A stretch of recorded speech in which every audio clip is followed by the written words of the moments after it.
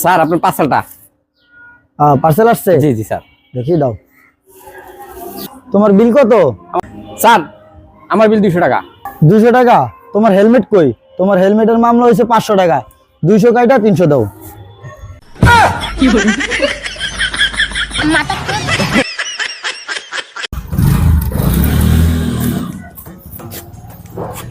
কে কিসে আব্বা?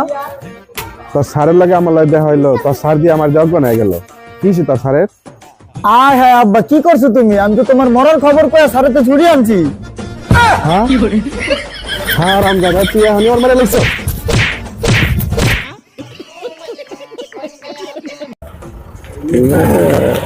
ভাই কক্সবাজার কি রাইতে যেতেছেন আজকে? গাড়িতে আমি ম্যানেজ করে লাইছি ভাই।